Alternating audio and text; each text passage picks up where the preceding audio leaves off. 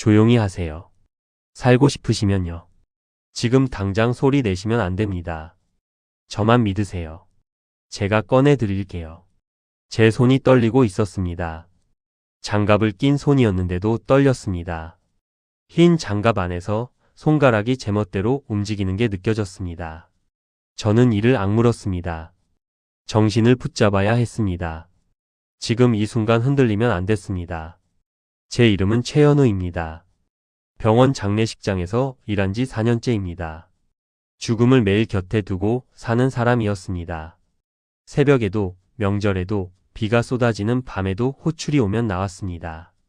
울지 않는 법을 배웠고 흔들리지 않는 법을 배웠습니다. 그 어떤 상황에서도 감정을 드러내지 않는 것이 이 일의 기본이라고 생각했습니다. 그런데 그날 밤 저는 처음으로 이 일이 두려워졌습니다. 두 아이를 둔 가장인데 회사 사정으로 권고사직 당했습니다. 막막한 마음에 시작한 채널인데 여러분의 구독 하나가 저희 가족에게 희망이 됩니다. 구독, 좋아요, 알림 설정 꼭 부탁드려요. 저녁 10시였습니다. 병원 VIP 장례식장 특별 내실에는 향 냄새가 진하게 깔려 있었습니다. 복도 끝까지 조화가 빼곡했고 조문객들의 낮은 목소리가 벽을 타고 흘렀습니다. 임도연 회장의 빈소였습니다. 이 지역에서 모르는 사람이 없는 대형 제약그룹의 수장이었습니다. 그분의 부음이 전해진 건 이틀 전이었습니다. 병원 전체가 조용히 긴장했습니다. 저는 혼자 내실 안으로 들어섰습니다. 염 절차를 시작하기 전 상태를 확인하는 것이 제 몫이었습니다. 흰 장갑을 끼고 서류를 손에 들고 천천히 관 앞으로 걸어갔습니다. 국화꽃이 양옆으로 도열해 있었습니다. 새카만 관이 조명을 받아 번들거렸습니다. 최고급이었습니다. 이분의 마지막까지 격식을 갖춘 모습이었습니다. 저는 관 뚜껑에 손을 얹었습니다. 짧게 눈을 감았습니다. 이 순간만큼은 항상 그렇게 했습니다. 아주 잠깐 고인을 향한 예의였습니다. 그리고 천천히 뚜껑을 들어 올렸습니다. 그 순간이었습니다. 창백하게 굳어있던 임도연 회장의 두 눈꺼풀이 파르르 떨렸습니다. 저는 뒤로 물러섰습니다. 두 발짝, 세 발짝. 등이 벽에 닿았습니다. 심장이 목구멍으로 올라오는 것 같았습니다. 입이 벌어졌지만 소리가 나오지 않았습니다. 눈을 크게 떴습니다. 다시 봤습니다. 가슴이 움직이고 있었습니다. 미세하게 그러나 분명하게. 숨을 쉬고 있었습니다. 살아 있었습니다. 4년 동안 이 일을 하면서 이런 경우는 한 번도 없었습니다. 의식을 잃고 가사 상태에 빠진 채 사망 판정을 받는 경우가 아주 드물게 있다는 이야기는 들어본 적이 있었습니다. 하지만 직접 눈앞에서 보게 될 거라고는 생각하지 못했습니다. 저는 정신을 붙잡으며 응급 호출벨 쪽으로 몸을 틀었습니다. 그 순간 문 밖에서 목소리가 들렸습니다. 낮고 조심스러운 목소리였지만 문틈 하나를 사이에 두고 있어서 제 귀에는 선명하게 들렸습니다. 두 남자의 목소리였습니다. 하나는 차갑고 건조했고 하나는 긴장으로 잔뜩 굳어 있었습니다. 사망 원인은 급성 심부전. 그것만 깔끔하게 올려. 나머지는 내가 다 처리했어. 그 목소리의 주인공이 임재원이라는 걸 저는 직감적으로 알아챘습니다. 부회장이었습니다. 임도연 회장의 조카이자 그룹 내 실질적 2인자였습니다. 며칠 전부터 빈소를 진두지휘하며 병원 측과 긴밀하게 협의해온 사람이었습니다. 뻗었던 손이 그대로 허공에서 멈췄습니다. 호출벨을 눌러봐야 소용이 없다는 것을 직감했습니다. 저 문을 열고 들어오는 사람들이 이분을 살릴 리 없었습니다. 오히려 반대였습니다. 문손잡이가 덜컥거렸습니다. 저는 반사적으로 움직였습니다. 세 걸음 만에 관 앞에 도달했고 두 손으로 임도연 회장의 어깨를 잡았습니다. 깨어나려는 분이 소리를 내면 끝이었습니다. 저는 이를 악물고 속삭였습니다. 조용히 하세요. 살고 싶으시면요. 임도연 회장의 두 눈이 저를 쏘아봤습니다. 두려움과 분노와 혼란이 뒤섞인 눈빛이었습니다. 하지만 입을 열지 않았습니다. 저는 그것으로 충분했습니다. 내실 한쪽 벽면에 세워둔 시신 운반용 대형 카트. 그 아래 바닥과 천 사이에 좁고 어두운 공간이 있었습니다. 저는 임도연 회장을 그 안으로 밀어 넣었습니다. 두꺼운 흰 천이 바닥까지 드리워졌습니다. 문이 열렸습니다. 임재원이 들어왔습니다. 검은 상복을 빳빳하게 차려입은 남자였습니다. 뒤로 덩치 큰 경비팀장이 따라 들어왔습니다. 두 사람의 시선이 일제히 관으로 향했습니다. 텅 비어 있었습니다. 임재원의 눈썹이 위로 치솟았습니다. 저는 그 시선을 정면으로 받아냈습니다. 가슴이 쿵쿵거렸지만 얼굴에는 아무것도 드러내지 않았습니다. 4년 동안 이 일을 하면서 표정을 숨기는 법만큼은 제대로 배웠습니다. 잠시 세척실로 모셨습니다. 염전에 먼저 닦아드려야 해서요. 금방 다시 모셔올 겁니다. 저는 허리를 45도로 굽히며 또렷하게 말했습니다. 임재원의 시선이 제 얼굴 위에서 한동안 머물렀습니다. 그 눈빛이 차가웠습니다. 읽어내려는 눈빛이었습니다.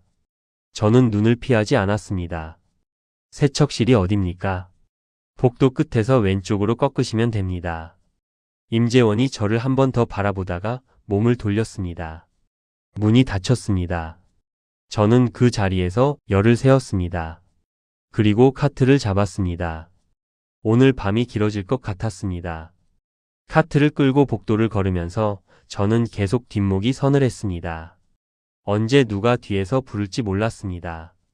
임재원이 돌아설지, 경비팀장이 세척실 방향으로 먼저 걸어갈지. 모든 가능성이 동시에 머릿속을 채웠습니다.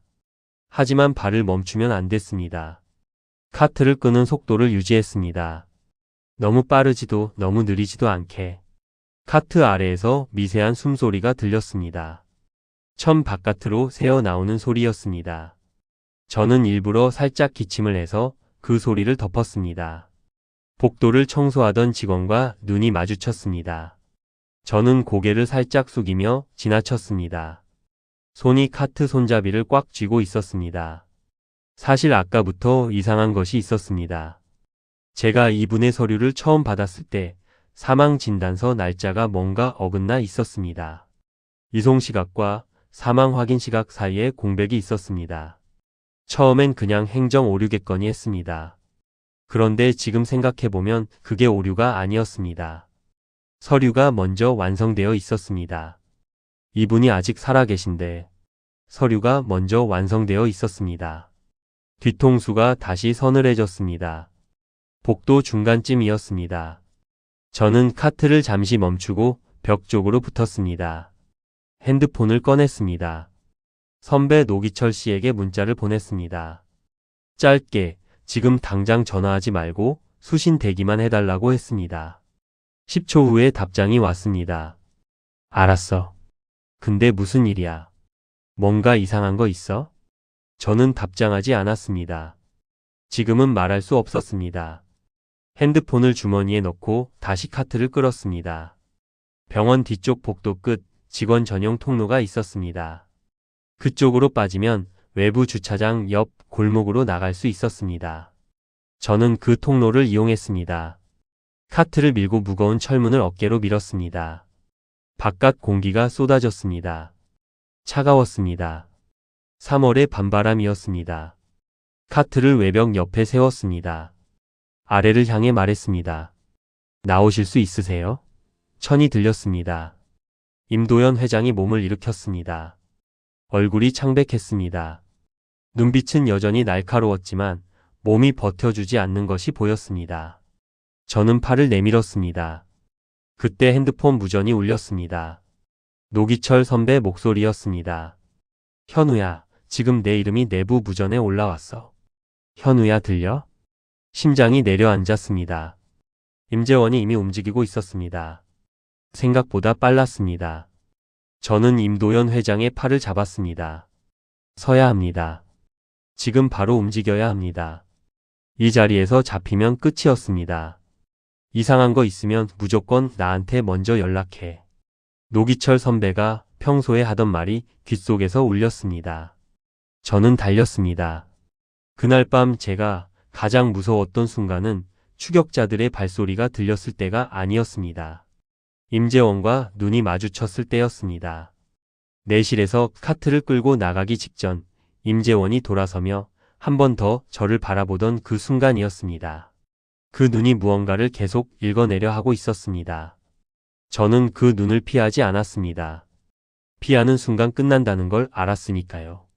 그 눈빛이 지금도 생생했습니다. 임도현 회장을 부축하고 병원 뒤편 골목으로 나온 순간 저는 머릿속으로 가능한 경로를 빠르게 그렸습니다. 병원 정문 쪽은 절대 안 됐습니다. 조문객들이 많고 임재원 측 사람들이 깔려 있을 것이었습니다. 주차장도 안 됐습니다. CCTV가 많았습니다. 골목이었습니다. 병원 뒤편으로 이어지는 좁은 골목길. 낮에는 배달차들이 들어오는 통로였고 밤에는 거의 아무도 다니지 않는 길이었습니다. 저는 그쪽으로 방향을 잡았습니다. 임도현 회장이 제 팔을 잡으며 걸었습니다. 처음엔 거의 끌다시피 했습니다. 오랫동안 관 안에 있었던 탓인지 아니면 약이 들어간 탓인지 다리가 제대로 버텨주지 않았습니다. 저는 한 손으로 회장의 겨드랑이를 잡고 걸음 속도를 조절했습니다. 뒤에서 발소리가 들리면 골목 어귀에 세워진 쓰레기통 뒤로 몸을 낮췄습니다. 핸드폰 무전이 다시 울렸습니다. 이번엔 병원 내부 보안 채널이었습니다. 누군가 제 이름을 부르고 있었습니다. 현우 씨 지금 어디 있어요? 회장님 시신 확인이 안 된다고 난리예요. 저는 무전기 전원을 껐습니다. 지금 대답해봐야 위치만 노출됐습니다. 골목 안쪽으로 더 깊이 들어갔습니다. 임도현 회장이 뭔가 말하려고 했습니다. 저는 손을 들어 막았습니다. 나중에 말씀하세요. 지금은 안 됩니다. 짧게 속삭였습니다. 회장이 입을 다물었습니다. 이분이 생각보다 훨씬 침착한 사람이라는 게 느껴졌습니다. 두렵고 혼란스럽겠지만 일단은 제 판단에 따르고 있었습니다. 그게 저를 조금 놀라게 했습니다. 골목 중간쯤에서 뒤를 봤습니다. 병원 쪽 빛이 보였고 두 사람의 그림자가 골목 입구 쪽으로 들어오는 것이 보였습니다. 경비팀이었습니다. 손에 뭔가를 들고 있었습니다. 손전등이었습니다. 아직 이쪽 방향은 아니었습니다. 하지만 시간이 없었습니다. 저는 더 빠르게 걸었습니다. 골목 끝에서 오른쪽으로 꺾으면 도로가 나왔습니다. 거기서 왼쪽으로 50m쯤 가면 낡은 상가 건물들이 이어졌습니다. 저는 그쪽을 알고 있었습니다. 4년 동안 이 병원 근처에서 일하면서 자연스럽게 익힌 동네 질이었습니다. 야근 후에 혼자 걸어 다니던 길이었습니다. 그 길 끝에 한옥순 시식당이 있었습니다. 아직 문을 열었을지 몰랐습니다. 밤 11시가 다 됐으니 닫혔을 가능성이 높았습니다. 하지만 다른 선택지가 없었습니다. 저는 발걸음을 재촉했습니다. 임도현 회장이 조용히 물었습니다. 어디로 가는 겁니까? 아는 곳이 있습니다. 일단 거기부터 갑니다. 그게 전부였습니다. 회장이 더 묻지 않았습니다. 저도 더 설명하지 않았습니다. 골목을 벗어나 도로로 나서는 순간 등 뒤에서 손전등 빛이 골목 안쪽을 후는 것이 보였습니다. 간발의 차였습니다. 저는 임도현 회장과 함께 상가 건물 처마 아래로 몸을 붙였습니다. 그리고 숨을 죽였습니다. 상가 처마 아래에서 1분 정도 숨을 죽이고 있었습니다. 손전등 빛이 도로 입구 쪽을 한번 흐고 사라졌습니다. 저는 그걸 확인하고 나서야 숨을 내쉬었습니다. 폐 안에 공기가 다 빠져나가는 것 같았습니다. 옆에 있는 임도현 회장도 벽에 등을 기댄 채 눈을 감고 있었습니다. 처음으로 제대로 이분 얼굴을 봤습니다. 뉴스에서 봤던 얼굴보다 훨씬 수척했습니다. 권력과 재력을 상징하는 사람이라고 알고 있었는데 지금 눈앞에 있는 분은 그냥 차갑고 어두운 골목에서 숨을 고르는 한 명의 노인이었습니다. 그 간극이 이상하게 마음에 걸렸습니다. 잠시 후 임도현 회장이 눈을 떴습니다. 그리고 저를 봤습니다. 당신은 누굽니까? 왜 날 돕는 거요? 저는 잠깐 생각했습니다. 사실 저도 왜 이러고 있는지 명확하게 설명하기 어려웠습니다. 두렵고 도망치고 싶고 이게 제 일도 아니었습니다. 그런데 몸이 먼저 움직였습니다. 몰라요.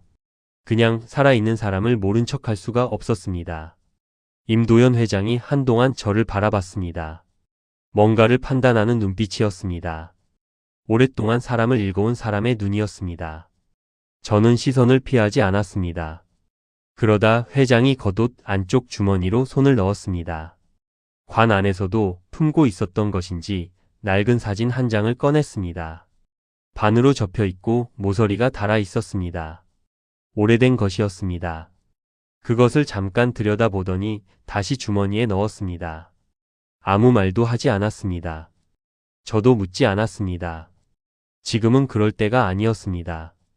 일단 이동이 먼저였습니다. 한옥순 씨 식당은 상가 건물 골목에서 2블록 더 안쪽에 있었습니다. 낡은 2층 건물 1층이었습니다. 순댓국 식당이었습니다. 저는 야근 끝나고 가끔 거기서 혼자 밥을 먹었습니다. 주인 한옥순 씨가 말이 많지는 않았지만 뭔가 질문을 하지 않는 분이었습니다. 피곤하고 지친 얼굴로 들어가도 그냥 국밥 한 그릇 내주고 내버려 두셨습니다. 그게 편했습니다. 식당 불이 켜져 있었습니다.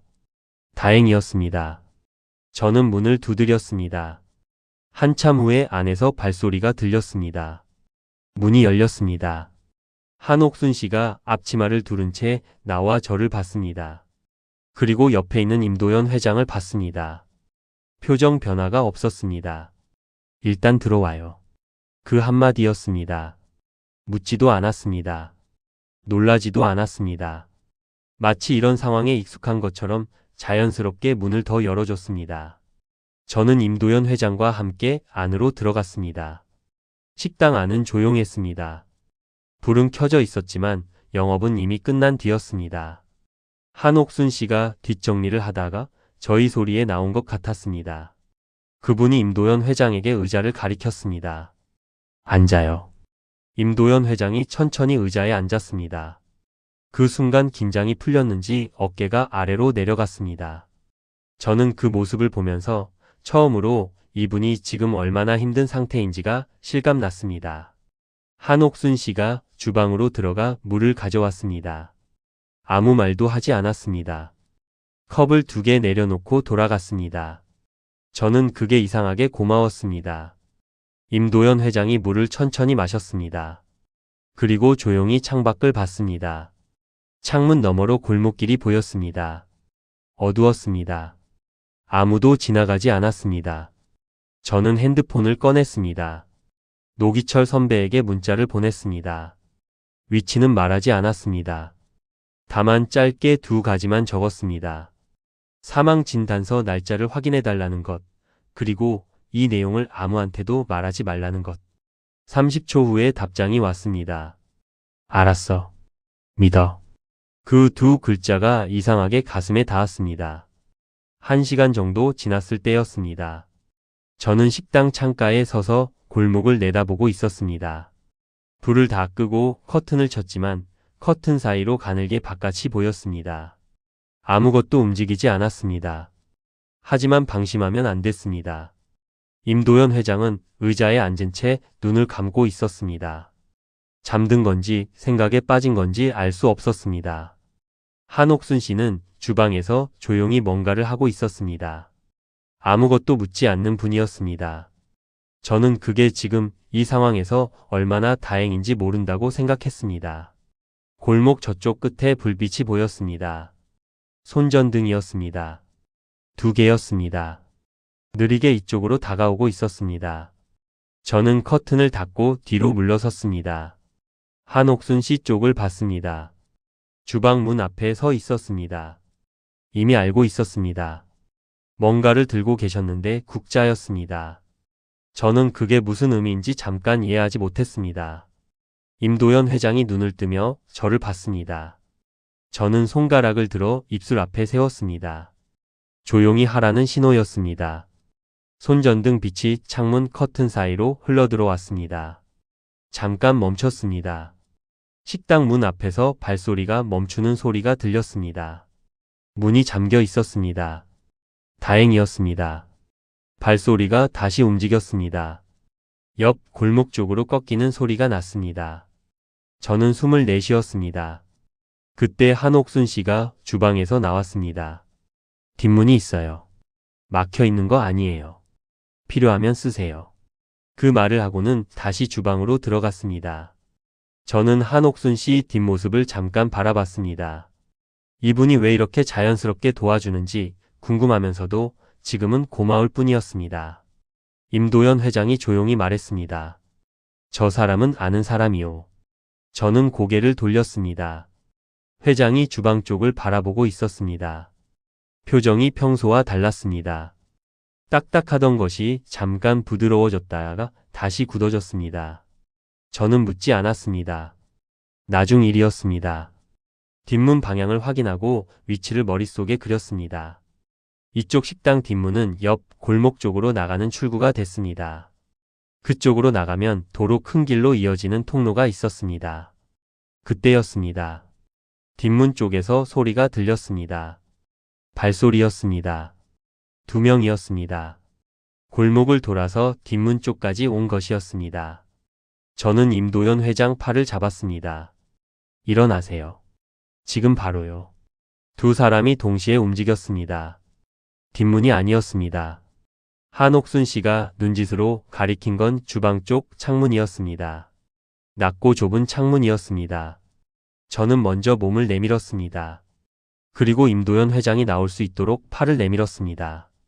창문 바깥은 좁은 외벽과 담 사이 공간이었습니다. 2 사람이 그 사이로 몸을 낮추고 이동했습니다. 발소리가 뒷문 바로 앞까지 왔습니다. 문손잡이 흔들리는 소리가 들렸습니다. 저는 발을 잘못 디뎠습니다. 담 아래 낮은 턱이 있었습니다. 어둠 속에서 보이지 않았습니다. 발목이 꺾이는 순간 통증이 발에서 종아리까지 타고 올랐습니다. 저는 입술을 깨물었습니다. 소리가 나오면 안 됐습니다. 임도연 회장이 반사적으로 제 팔을 잡았습니다. 예상하지 못한 반응이었습니다. 저를 부축하는 손이었습니다. 수십 년간 사람들이 부축해주기를 기다려왔을 분이 처음으로 남을 부축하고 있었습니다. 저는 발을 끌듯이 움직였습니다. 고통이 계속됐지만 멈출 수 없었습니다. 담을 따라 이동해서 큰 골목 쪽으로 빠져나갔습니다. 발소리가 뒷문 안으로 들어갔습니다. 주방 안에서 한옥순 씨 목소리가 들렸습니다. 손님이 있으면 들어오지 못해요. 여기 제 가게예요. 그 목소리가 흔들리지 않았습니다. 저는 임도연 회장 팔에 의지하며 골목 입구까지 이동했습니다. 도로가 보였습니다. 가로등이 켜져 있었습니다. 저는 발목을 끌며 한 걸음씩 옮겼습니다. 임도연 회장이 조용히 말했습니다. 괜찮겠소? 저는 대답하는 대신 고개를 끄덕였습니다. 괜찮지 않았습니다. 하지만 지금은 괜찮아야 했습니다. 도로 끝 버스 정류장 옆 낡은 건물 처마 아래에 2 사람이 앉았습니다. 발목이 계속 욱신거렸습니다. 신발 위로도 부기가 느껴졌습니다. 저는 발을 접은 채 등을 기댔습니다. 임도연 회장은 제 옆에 말없이 앉아 있었습니다.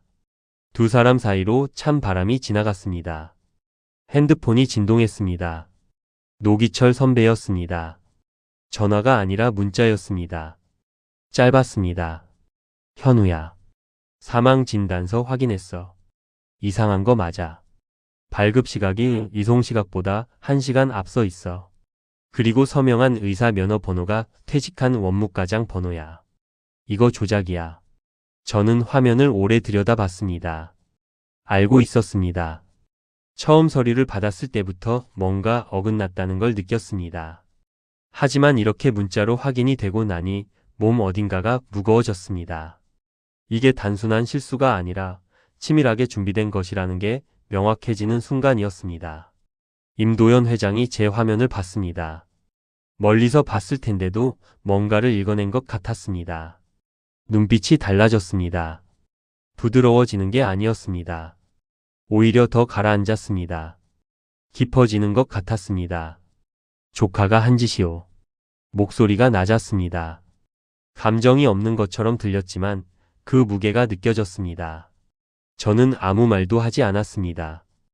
회장이 계속했습니다. 오래전부터 눈치채고 있었소. 그런데 설마 했지. 핏줄이니까. 설마 했는데 저는 발목을 감싸쥐며 앞을 바라봤습니다. 핏줄이니까 설마 했다는 그 말이 왜인지 오래 귓속에 남았습니다. 오래 믿어온 사람한테 배신당한 사람의 말이었습니다. 그 무게를 저는 온전히 이해할 수 없었지만 어렴풋이 느낄 수는 있었습니다. 노기철 선배에게 다시 문자를 보냈습니다. 이 내용 외부 채널로 넘겨줄 수 있어? 언론이든 수사기관이든. 지금 바로. 답장이 왔습니다. 할 수 있어.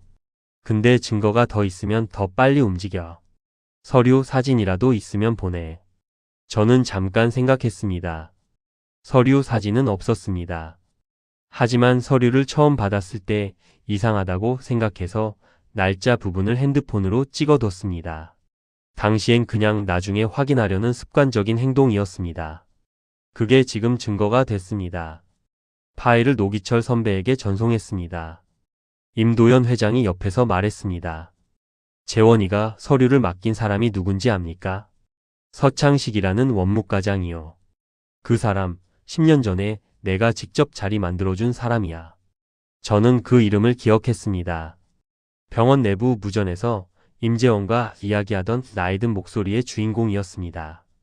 봉투를 받아들던 사람이었습니다. 회장이 계속했습니다. 그 사람도 이용당한 거요. 재원이한테. 저는 그 말의 의미를 천천히 소화했습니다. 이용당했다는 걸 알면 배신할 수 있다는 뜻이기도 했습니다. 노기철 선배에게 다시 문자를 보냈습니다. 서창식 원무과장을 찾아봐. 이 사람이 핵심 연결고리야. 설득할 수 있으면 자수 쪽으로 유도해줘. 답장이 오는데 이번엔 조금 걸렸습니다. 알아볼게. 현우야, 너 지금 어딨어? 괜찮아? 저는 웃음이 났습니다. 지금 이 상황에서 웃음이 나는 게 이상했지만 선배다운 질문이었습니다. 괜찮아요. 발목 좀 삐었고 옆에 보호해야 할 분 계셔요. 답장이 짧게 왔습니다. 알았어. 내가 움직일게. 넌 거기 있어. 저는 핸드폰을 주머니에 넣었습니다. 임도연 회장이 하늘을 올려다보고 있었습니다. 구름이 많은 밤이었습니다. 별이 보이지 않았습니다. 찬 바람이 다시 지나갔습니다. 내가 너무 오래 혼자 살았나 봐. 회장이 중얼거렸습니다. 저한테 하는 말인지 스스로에게 하는 말인지 알 수 없었습니다. 저는 아무 말도 하지 않았습니다. 어떤 말을 해도 지금 이 순간에 맞는 말이 없을 것 같았습니다. 그냥 옆에 있는 것으로 충분하다고 생각했습니다. 새벽 1시가 넘었습니다. 두 사람이 처마 아래에서 움직이지 못하고 있을 때 한옥순 씨가 나타났습니다. 골목 쪽에서 걸어왔습니다. 손에 보자기가 들려 있었습니다. 아무것도 묻지 않고 보자기를 내밀었습니다. 뜨거우니까 조심해요.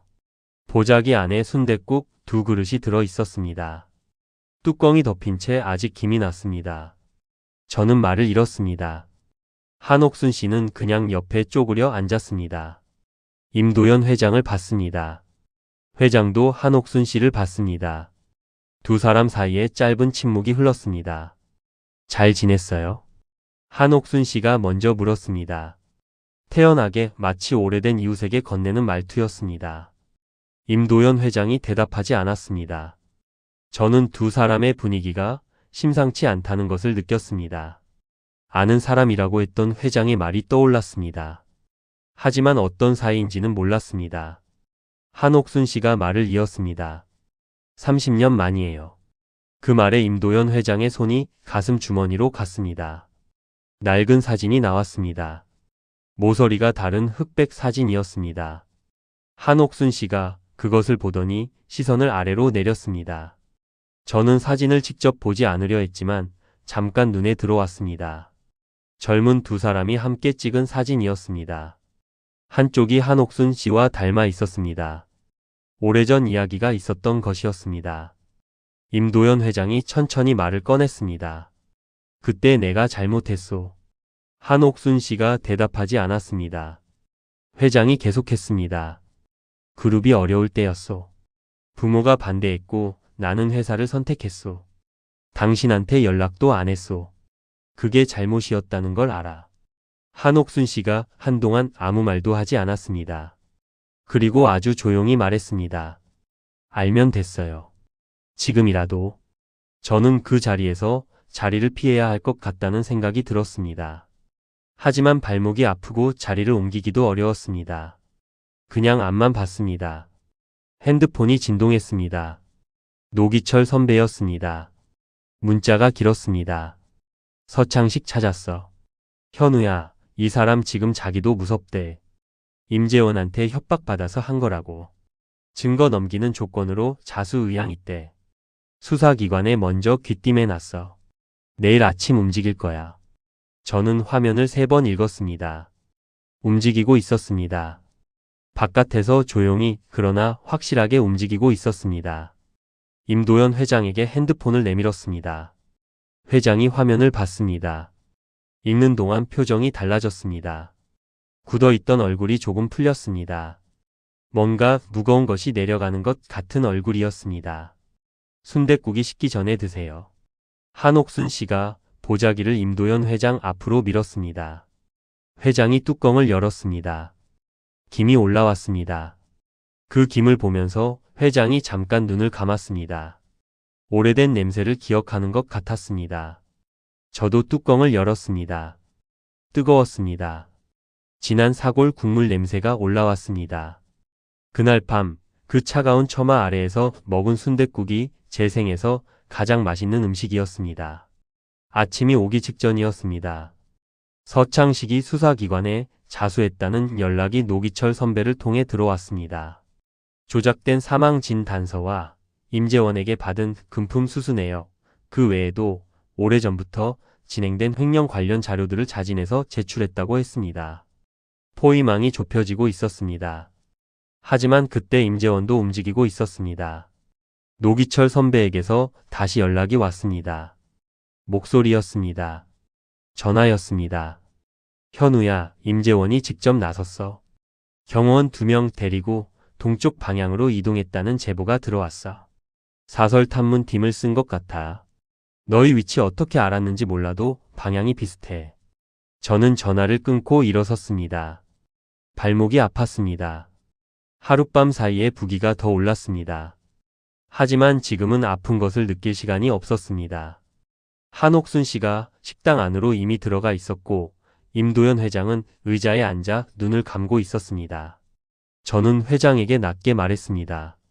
움직여야 합니다. 이쪽으로 오는 사람이 있어요. 회장이 눈을 떴습니다. 표정에 흔들림이 없었습니다. 그게 이상하게 든든하기도 하고 쓸쓸하기도 했습니다. 이분은 오래전부터 감정을 숨기는 법을 익혀온 사람이었습니다. 한옥순 씨가 주방 쪽에서 나왔습니다. 뒷길 알려드릴게요. 거기서 나가면 아무도 몰라요. 저는 고개를 끄덕였습니다. 셋이 주방을 지나 뒷문으로 나갔습니다. 외벽 옆으로 좁은 통로가 있었습니다. 한옥순 씨가 앞장섰습니다. 발소리를 죽이며 통로를 따라 이동했습니다. 통로 끝에 낡은 창고 건물이 있었습니다. 한옥순 씨가 자물쇠를 열었습니다. 안으로 들어가니 낮고 어두운 공간이었습니다. 농기구와 잡동사니들이 쌓여 있었습니다. 숨기에는 충분했습니다. 문을 닫았습니다. 어둠 속에서 숨을 죽였습니다. 멀리서 발소리가 들렸습니다. 한 명이 아니었습니다. 2~3명 정도였습니다. 식당 쪽으로 향하는 소리였습니다. 그러다 소리가 멈췄습니다. 식당 문을 두드리는 소리가 들렸습니다. 한옥순 씨가 없으니 대답이 없었습니다. 다시 두드리는 소리. 침묵. 그리고 발소리가 다시 움직이기 시작했습니다. 이쪽으로 오는 방향이었습니다. 저는 임도연 회장의 팔을 잡았습니다. 창고 안쪽으로 더 들어갔습니다. 잡동사니 뒤에 몸을 낮췄습니다. 창고 문이 흔들렸습니다. 자물쇠가 잠겨 있었습니다. 누군가 손잡이를 당기는 소리가 났습니다. 1번, 2번. 그리고 멈췄습니다. 발소리가 멀어졌습니다. 저는 그 자리에서 5분을 더 기다렸습니다. 발소리가 완전히 사라지고 나서 핸드폰을 켰습니다. 노기철 선배에게 문자를 보냈습니다. 수사 언제 진행됩니까? 답장이 왔습니다. 오전 6시. 이미 영장 나왔어. 현우야, 조금만 버텨. 저는 시각을 봤습니다. 새벽 4시였습니다. 2시간이었습니다. 임도연 회장이 낮게 말했습니다. 내가 오래 살면서 많은 사람을 밀어냈소. 믿는다고 했는데 뒤돌아서고 곁에 있다고 했는데 손을 떼고 그게 다 내 탓이었소. 저는 들었습니다. 말을 보태지 않았습니다. 이분이 처음으로 자기 이야기를 하고 있었습니다. 방해하면 안 됐습니다. 회장이 계속했습니다. 그런데 오늘 밤 아무 이유도 없는 사람이 날 꺼내줬소. 저는 잡동사니 위에 기댄 채 앞을 봤습니다. 이유가 없지는 않았습니다. 살아있는 사람을 모른 척할 수가 없었습니다. 그게 제 이유였습니다. 설명하기 어렵지만 그게 전부였습니다. 그리고 오전 6시 임재원이 체포됐습니다. 저는 그 소식을 창고 안에서 노기철 선배의 문자로 받았습니다. 끝났어. 나와도 돼. 창고 문을 열었습니다. 아침빛이 쏟아졌습니다. 차가운 공기였지만 밤새 마신 어둡고 무거운 공기와는 달랐습니다. 임도연 회장이 눈을 가늘게 뜨며 빛을 바라봤습니다. 한옥순 씨가 창고 입구에 서 있었습니다. 밥 먹고 가요. 그 한마디였습니다. 임재원의 체포 소식은 오전 중으로 외부에 알려졌습니다. 서창식의 자수와 함께 제출된 증거들이 공식 확인되면서 사건의 윤곽이 드러났습니다. 임도연 회장이 살아있다는 사실이 확인되는 데는 하루가 더 걸렸습니다. 병원 측과 수사기관이 공식 절차를 밟으면서 진행된 일이었습니다. 저는 그 이틀 동안 경찰서와 병원을 번갈아 오가며 진술을 했습니다. 발목은 이틀째 병원에서 확인해보니 경미한 인대 손상이었습니다. 보름 정도 조심하면 됐습니다. 노기철 선배가 병원까지 따라와서 진술서 작성을 도와줬습니다. 그날 저녁 임도연 회장 쪽에서 연락이 왔습니다. 만나고 싶다는 것이었습니다. 장소가 한옥순 씨 식당이었습니다. 저는 목발을 짚고 갔습니다. 식당 안은 저녁 손님이 빠진 후였습니다. 임도연 회장이 창가 자리에 앉아 있었습니다. 노타이 차림이었습니다. 처음 봤습니다. 단추를 몇 개 풀어 헤친 셔츠 차림이었습니다. 이상하게 그게 더 편해 보였습니다. 한옥순 씨가 주방에서 국물을 끓이고 있었습니다. 세 사람이 테이블에 앉았습니다. 임도연 회장이 먼저 말했습니다. 나는 이번 일이 끝나면 경영에서 손을 뗄 거요. 저는 놀라지 않았습니다. 어렴풋이 그럴 것 같았습니다. 회장이 계속했습니다. 40년 동안 회사만 봤소. 그게 전부인 줄 알았소. 그런데 관 속에서 눈을 떴을 때 제일 처음 떠오른 게 회사가 아니었소. 뭐가 떠올랐냐고 묻지 않았습니다. 말하고 싶으면 말할 것이었습니다. 회장이 한옥순 씨 쪽을 봤습니다. 한옥순 씨는 주방에서 계속 국자를 적고 있었습니다. 그리고 회장이 저를 봤습니다. 당신 같은 사람이 제대로 된 일을 해야 하오. 좋은 일을 하는데 돈이 필요하다면 내가 보태겠소. 저는 잠깐 그 말을 소화했습니다. 4년 동안 이 일을 하면서 장례 서비스에 문제가 많다는 걸 알고 있었습니다. 슬픔을 이용하는 방식들이 있었고 유가족들이 정보 없이 과도한 비용을 치르는 경우들을 봐왔습니다. 노기철 선배와 가끔 술자리에서 언젠가는 제대로 된 곳을 만들고 싶다고 이야기한 적이 있었습니다. 그게 현실이 될 수 있다는 이야기였습니다. 저는 노기철 선배한테도 같이 하자고 할 수 있겠냐고 물었습니다. 회장이 고개를 끄덕였습니다. 그때 한옥순 씨가 국밥 3그릇을 들고 나왔습니다. 임도연 회장 앞에 내려놓고 저 앞에 내려놓고 자기 자리에 앉았습니다. 먹으면서 얘기해요. 그게 한옥순 씨 방식이었습니다. 중요한 이야기도 큰 결정도 일단 밥부터였습니다. 임도연 회장이 숟가락을 들었습니다. 그런데 갑자기 일어섰습니다. 주방 쪽으로 걸어갔습니다. 선반에서 앞치마를 집었습니다. 허리에 묶었습니다. 그리고 홀 쪽을 봤습니다. 저는 그 모습을 보면서 어이가 없어서 웃음이 났습니다. 뭐 하시려고요? 홀 좀 봐야지. 먹으면서 해야 한다며. 저는 한옥순 씨를 봤습니다. 한옥순 씨가 눈을 흘겼습니다. 어이없다는 표정이었습니다. 그리고 피식 웃었습니다.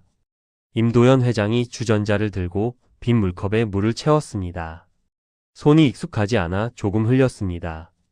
하지만 멈추지 않고 다음 테이블로 이동했습니다. 저는 그 뒷모습을 한참 바라봤습니다.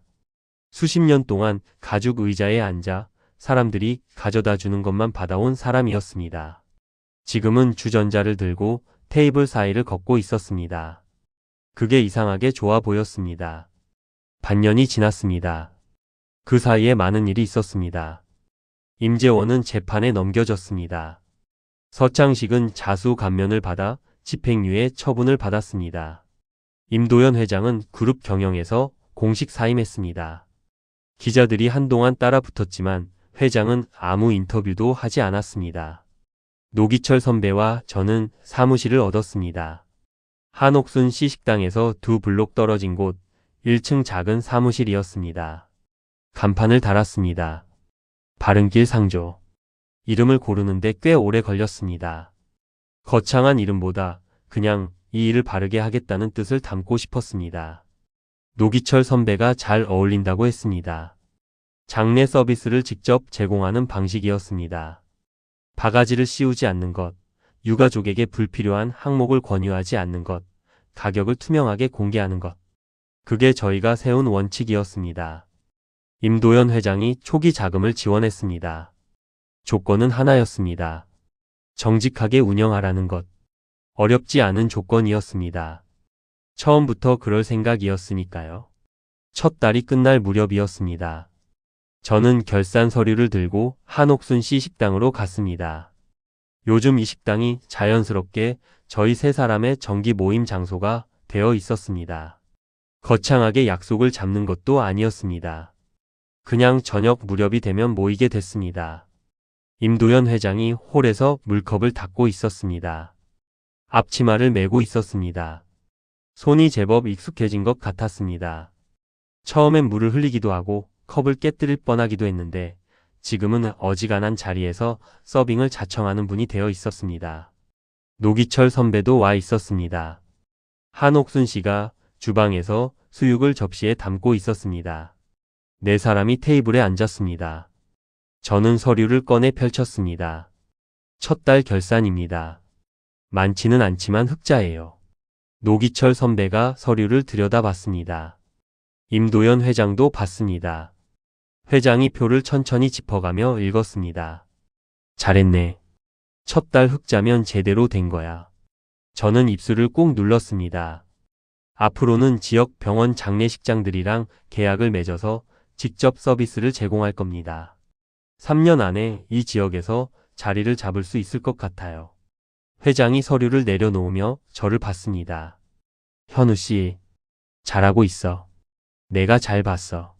노기철 선배가 씩 웃었습니다. 한옥순 씨가 수육 접시를 테이블에 내려놓았습니다. 먹으면서 해요. 밥 먹는 것도 일이야. 임도연 회장이 젓가락을 집었습니다.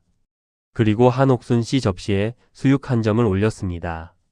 한옥순 씨가 임도연 회장 접시에 수육을 올렸습니다. 저는 그 모습을 보다가 서류를 접었습니다. 나머지는 나중에 드릴게요.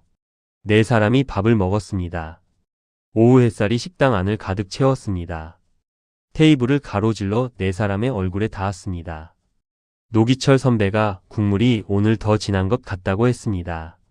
한옥순 씨가 뼈를 더 오래 끓였다고 했습니다. 임도연 회장이 국물을 한 숟가락 마셨습니다. 그리고 웃었습니다. 소리가 났습니다. 진짜 소리가 났습니다. 입이 벌어지고 눈가에 주름이 잡히는 온 얼굴로 웃는 소리였습니다. 저는 그 웃음을 보면서 생각했습니다. 수십 년을 회장실 가죽 의자에 혼자 앉아 밥을 먹었을 분이었습니다. 아무도 국물이 진하다고 말해주지 않았을 분이었습니다. 그런 분이 지금 순댓국 식당 나무 의자에 앉아 소리내어 웃고 있었습니다. 회장실 가죽 의자보다 이 나무 의자가 더 따뜻할 수 있다는 것을 그날 저는 처음으로 알았습니다. 노기철 선배가 따라 웃었습니다. 한옥순 씨도 웃었습니다. 저도 웃었습니다. 오후 햇살이 식당을 가득 채우고 있었습니다. 임도연 회장은 평생 수천 명을 곁에 두고 살았습니다. 그런데 정작 진심으로 남아준 사람은 아무도 없었습니다. 그런 분이 가장 낮은 곳에서 돈도 지위도 아닌 그냥 사람을 만났습니다. 관 속에서 눈을 뜬 순간 입을 막아준 장례행정 직원, 아무것도 묻지 않고 문을 열어준 순댓국 식당 사장, 그리고 밤새 함께 달려준 선배 하나. 가장 큰 재산이 통장 속에 있는 것이 아니라 내 곁에 남아있는 사람에게 있다는 것을. 차갑고 넓은 회장실 가죽 의자보다 좁고 낡은 식당 나무 의자가 더 따뜻할 수 있다는 것을. 오늘 이 이야기가 여러분의 마음에 작은 온기 하나를 남길 수 있었으면 합니다.